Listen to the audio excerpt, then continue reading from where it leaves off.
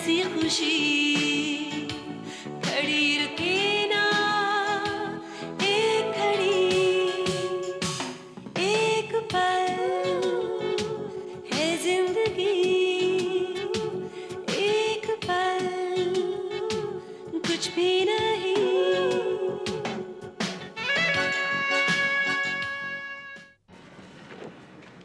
Come on Neetu. देखो Neetu please, एक बात तुम ध्यान से सुन लो कि मैं हमेशा के लिए नहीं जा रहा हूँ। I'm sorry for being so very selfish.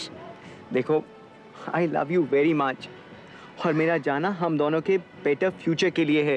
वक्त और हालात सब कुछ सिखा देते हैं और मैंने भी बहुत कुछ सीख लिया है।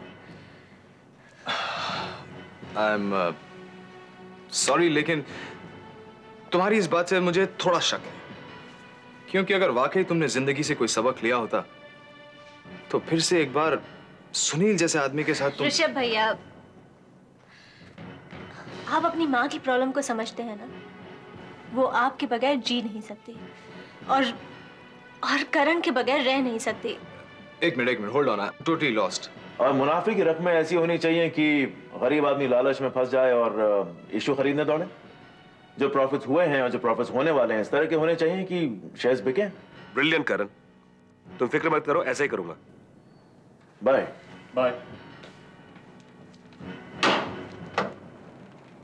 ये सब क्या है करण? बाद में बताऊंगा, लेकिन पहले मैं आपको एक और लेटर दूंगा जिस पे लिखा होगा कि मल्होत्रा इंडस्ट्रीज को स्वेटलाना एक्सपोर्ट्स के पब्लिक होने पर कोई एतराज नहीं है और उस पर आपको महेंद्र मल्होत्रा और निशा मल्होत्रा के सिग्नेचर्स लेने होंगे। बेटा तो सूरज स्वेटलाना को अंडर एस्टिमेट कर रहा है। वो लोग मुझे अंडर एस्टिमेट कर रहे हैं। प्लान क्या है जब तक सबको पता चलेगा तब तक वो बर्बाद हो चुके होंगे। मेधा, मैं मानता हूं कि तुम्हारे इस दोस्त मिस्टर ऋषभ मल्होत्रा से मेरे बहुत सारे डिफरेंसेस हैं, इसलिए जब भी आमना सामना होता है, आर्गुमेंट्स होते हैं, झगड़े होते हैं, बहस होती है, अपनी आवाज और अपने शब्दों पर ना उसे कंट्रोल रहता है ना मुझे कंट्रोल रहता है। लेकिन इसका मतलब ये तो नहीं हो गया कि मैं तुम्हारा दुश्मन हो गया। तुम्हारी दोस्ती मेरी जिंदगी में उतनी ही प्यारी है जितनी ऋषभ को है। तुम्हें मुझे इग्नोर करने का कोई हक नहीं है मेधा।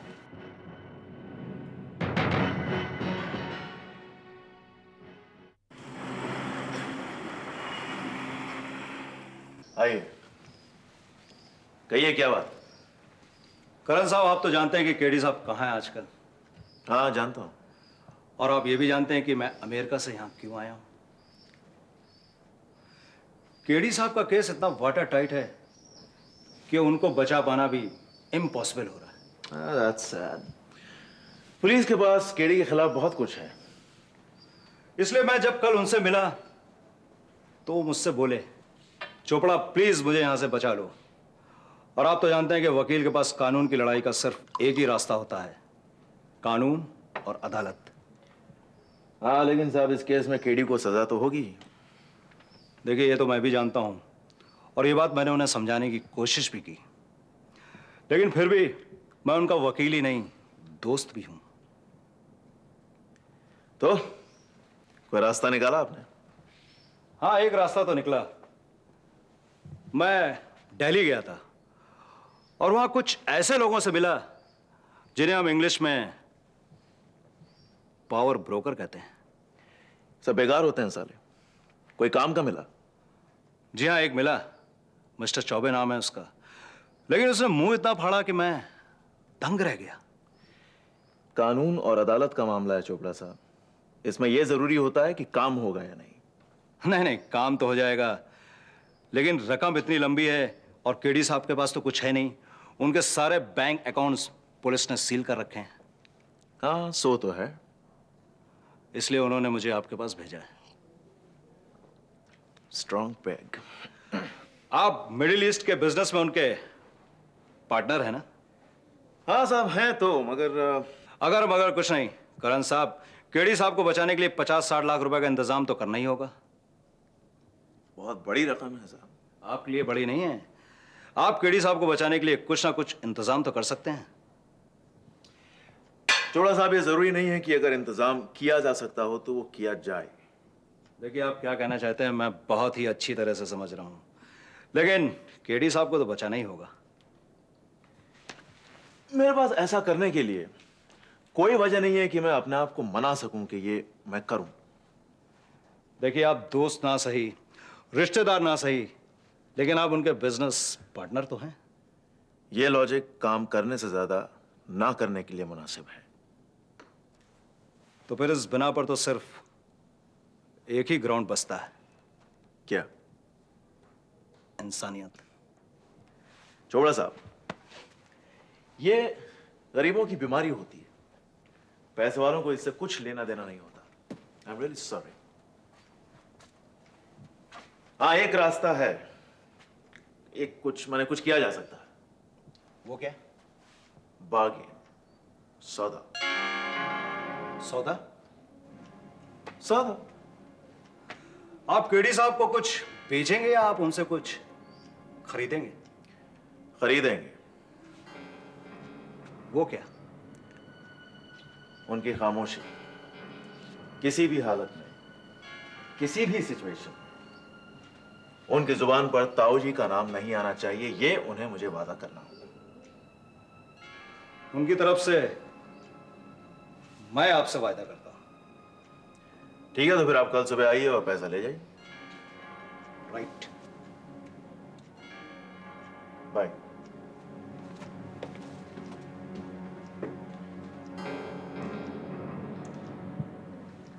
Carry carry carry. Good morning mister Rishabh. Good morning inspector साहब। आइए आइए, व्हाट अ प्लेजेंट सरप्राइज। बैठिए। कहिए, क्या लेंगे, चाय या कॉफी? कुछ नहीं, थैंक्स। यहाँ से गुजर रहा था, सोचा आपसे मिलता चलूं। So very nice of you. कोई खास काम? पुलिस या कानूनी तो नहीं, लेकिन आपको एक जानकारी देना चाहता था जो मैं ऑफिशियली नहीं दे सकता था आपको। आई सी। बोलिए, क्या बात है? कल मारपीट करते हुए पुलिस ने एक आदमी को पकड़ा है। कौन था वो आदमी? यानी मेरे फैक्ट्री का कोई वर्कर या फिर? नहीं, आपसे रिलेटेड तो नहीं, लेकिन आपके खिलाफ जो उसने बयान दिया है वो आपको किसी क्राइम में फंसाता है। क्या बात करें इंस्पेक्टर साहब, उसे जरूर कोई बहुत बड़ी गलतफहमी हुई होगी, क्योंकि मैंने तो कोई क्राइम किया ही नहीं है। उसने भी यही कहा था कि आपने नहीं किया, लेकिन आपने करवाया है। लेकिन इंस्पेक्टर साहब, वो किस क्राइम की बात कर रहा था? एकनाथ के ऊपर जो हमला हुआ है वो। What nonsense! इंस्पेक्टर साहब, उस हमले में मेरा कोई हाथ नहीं है। बिलीव मी इंस्पेक्टर साहब, मैं सच बोल रहा हूं। मैं जानता हूं मिस्टर ऋषभ कि आप सच बोल रहे हैं, लेकिन आप तो जानते ही हैं कि पुलिस स्टेशन में सबूतों के साथ सच को झूठ और झूठ को सच बना दिया जाता है। मैं चाहता हूं कि आप एहतियात बरतें और खुद भी छानबीन करें कि कोई आपके खिलाफ ऐसा बयान क्यों देगा।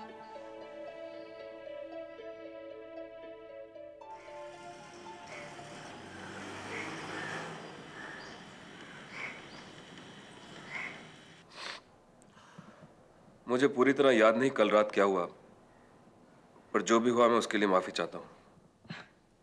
माफ तो मैंने तुम्हें कल रात को ही कर दिया था सूरज, लेकिन कम से कम याद करके ये तो बताओ कि हुआ क्या था। मैं बहुत नशे में था, फिर शायद तुम्हारी नौकरानी को मैंने तुम समझ के बाहों में भर लिया। कम ऑन सूरज, तुम्हें सुनीता में और मुझ में कोई फर्क नहीं लगता?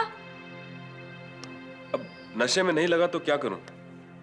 उसने तुम्हारी दी हुई कोई तुम्हारी ड्रेस पहन रखी थी। सूरज, so what? We don't look alike at all. औरत के मामले में तुम्हारा टेस्ट कुछ ज्यादा ही बिगड़ गया लगता है। Svetlana, please don't pull my leg. तुम अच्छी तरह जानती हो मैंने किस औरत को कौन सा दर्जा दिया है अपनी जिंदगी में। लेकिन तुमने सुनीता को स्वेतलाना कैसे समझ लिया? इतना नशा तो तुम्हें कभी नहीं होता था। स्वेतलाना, हो गया ना, भूल भी जाओ। कहा ना कपड़ों की वजह से गलती हुई। What? इसका मतलब है कि तुम्हारे लिए किसी दूसरी औरत में और स्वेतलाना में सिर्फ कपड़ों का फर्क है। मैंने ऐसे कब कहा? I am really sorry, I mean it. Renu,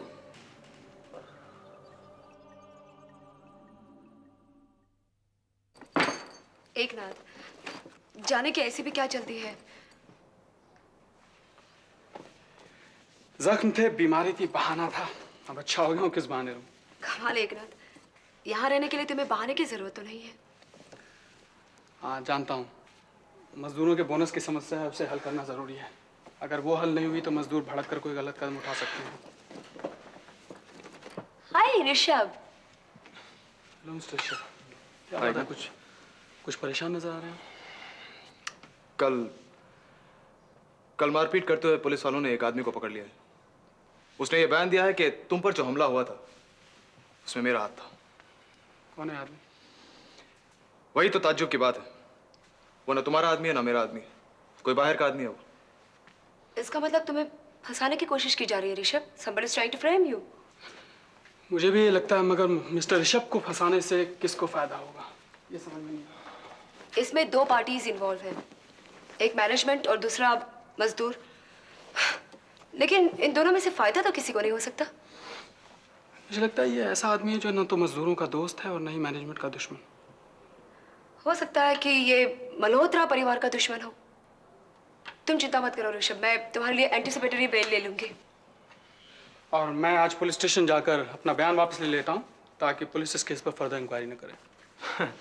inquiry करके उनको कोई फायदा नहीं होगा। मेरे खिलाफ उन्हें कोई सबूत मिल ही नहीं सकता, क्योंकि इस केस में मेरा कोई हाथ है ही नहीं। एक ना तुम कुछ भूले तो नहीं? नहीं, मैंने सब कुछ समेट लिया अपना। फिर भी मैं देख लेती हूँ।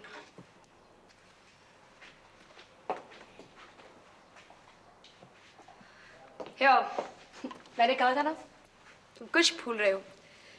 तुम्हारा टूथपेस्ट, साबुन और थैंक्स। मिस्टर ऋषभ, मुझे सूरज पर शक है और मैं अपना यही बयान पुलिस में देने वाला हूँ।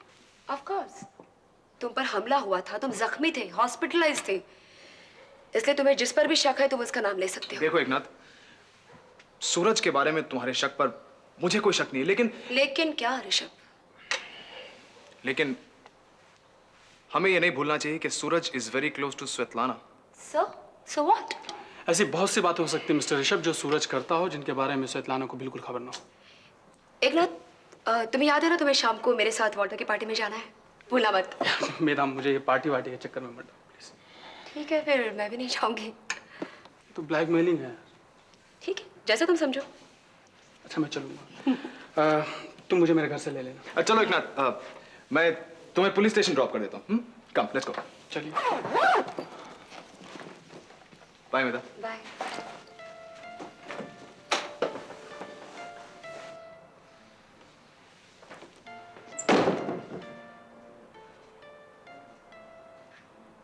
जिस रात तुम्हें घर ना आना हो, कोई ऐसा बहाना बना दिया करो जिससे मुझे तसल्ली हो जाए, वरना मैं तुम्हें इसी तरह पकड़ती रहूंगी।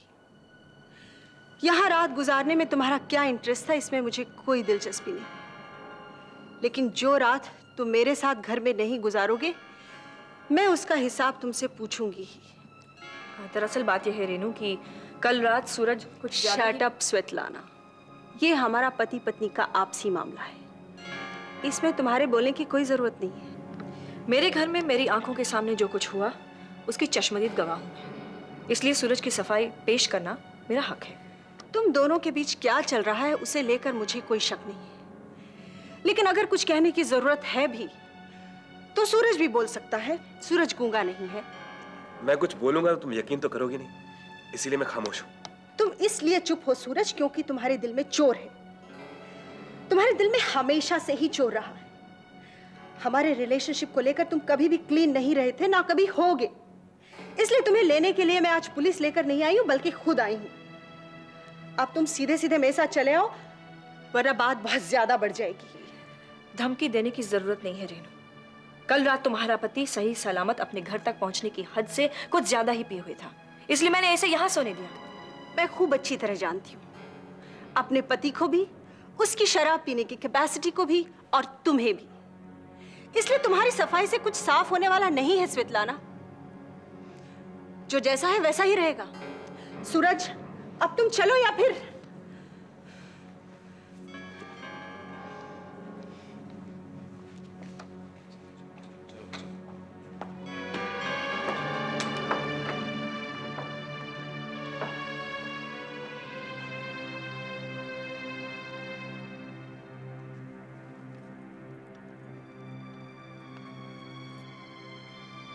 Hello, Can I speak to Rashmi, please?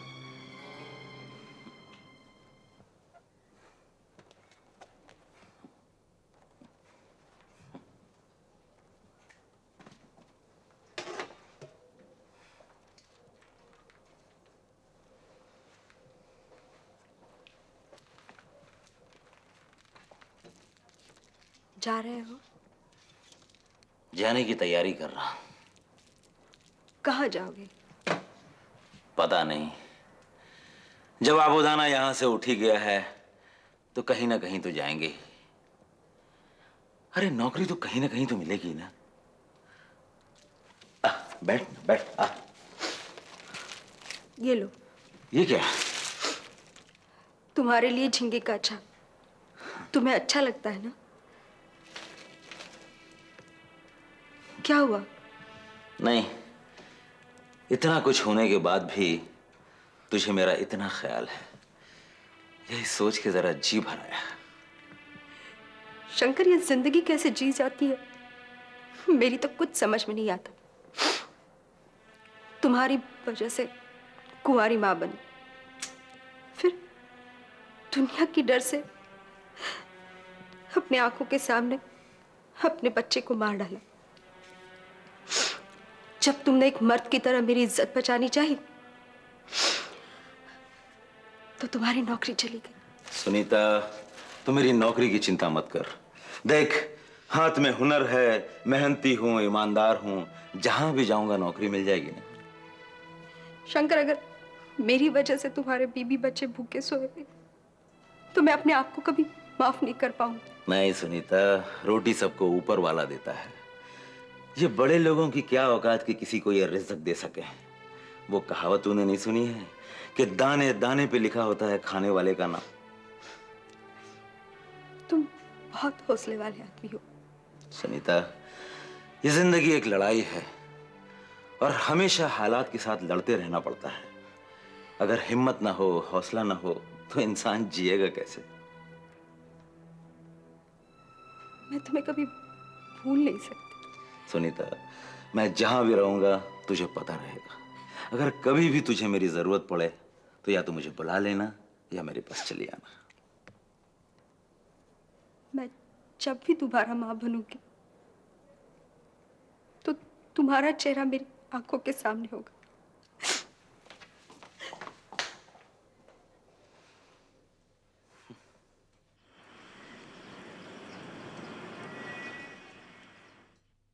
कितने दिनों बाद ये वक्त फिर आया है Babli?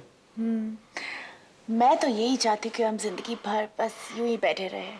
Just you and me? I love you Prahlad. I love you Babli. ओफो, मैं देखता हूँ। नहीं, मुझे किसी से नहीं मिलना, प्लीज। बबली। ओके।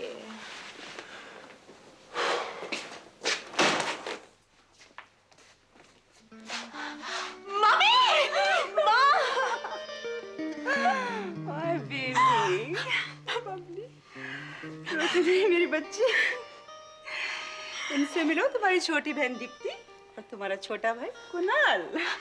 मेरी छोटी बहन, मेरा छोटा भाई दीप्ति। ओह गॉड, तुम बहुत चॉकलेट्स खाती होगी, है ना? तुम्हारे दांत कहाँ गए? कुणाल। और मामी ये है प्रहलाद। जानती हूँ, इसीलिए तो मुझे फोन किया था तुम्हारी बीमारी के बारे में। आप लोगों का लगेज किधर है? पीछे बेटा। I'll just take care of it. तुम स्कूल पर जाते हो ना? हाँ? बहुत बदमाशी करते हो या नहीं घर में? मम्मी। डार्लिंग, मम्मा। तुम्हें बॉम्बे भी अच्छा लगेगा। अच्छा लग रहा है तुम्हें देख के। बहुत शरारत करती हो या नहीं स्कूल में? कभी शान की खातिर जान की बाजी, मान की खातिर ईमान की बाजी।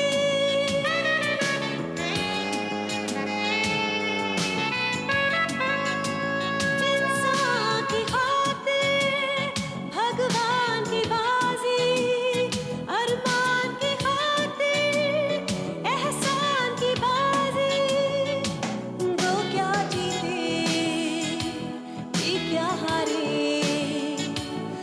छोटा सा